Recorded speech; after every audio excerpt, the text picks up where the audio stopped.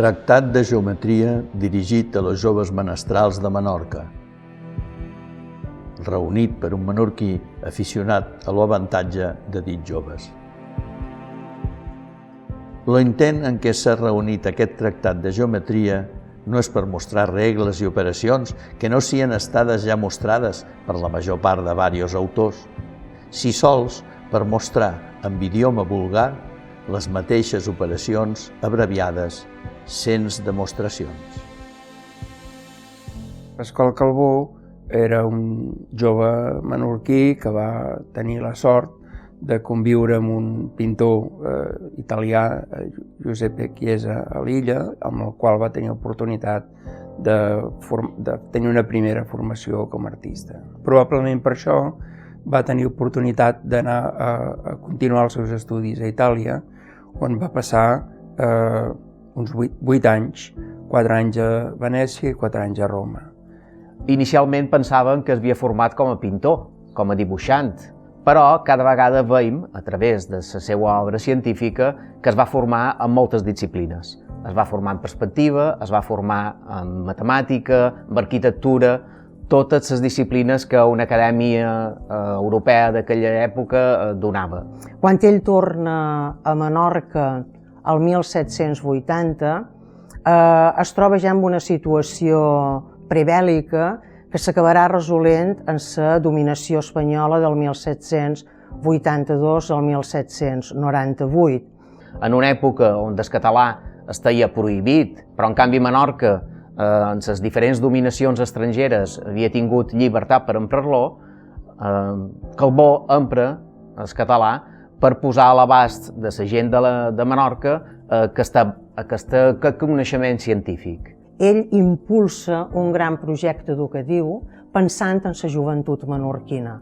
En el seu cas, pensa concretament en els joves menestrals menorquins necessitats de formació per poder dur a terme, jo diria que els grans reptes que es plantegen en el maó cosmopolita de començaments del segle XIX d'eixample urbanística, necessitat de bons constructors navals. Això dona lloc, explica l'existència d'un manuscrit que està dipositat al Museu de Menorca i que és del que era a la seva època el que en deien cursos matemàtics, és a dir, cursos de matemàtiques i de matèries en les quals s'apliquen les matemàtiques per preparar generalment tècnics, arquitectes, enginyers, militars, etc.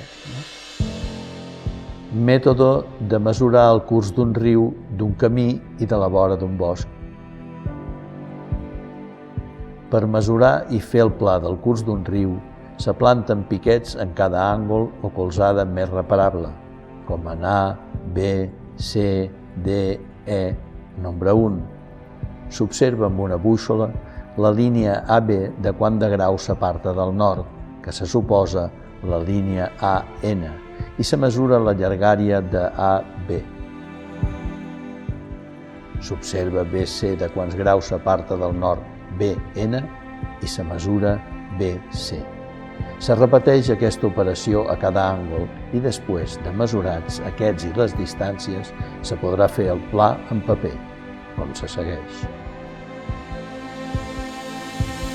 L'orientació del curs de Calbó és molt pràctica, és a dir, sempre hi ha alguns elements teòrics, però de seguida s'aplica a casos concrets. Aquest manuscrit és immens, té més de 500 pàgines.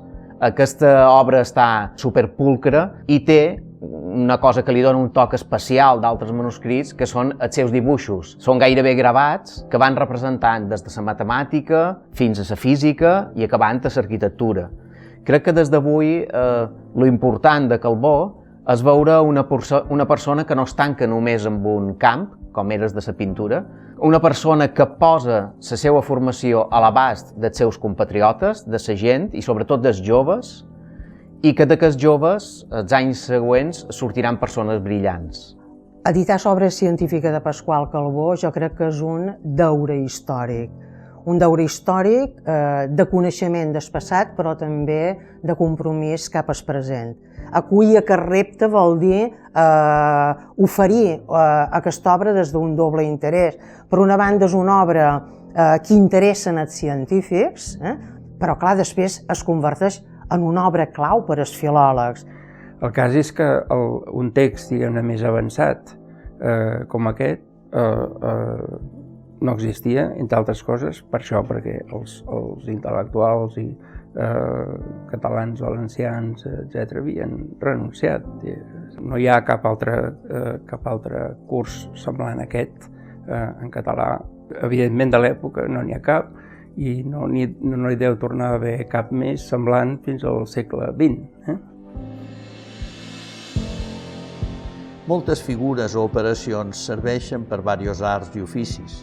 En efecte, no hi ha cas i ofici en què el menestral, meditant els seus treballs, no emprenga operacions que la geometria facilita i ordena amb regla i proporció.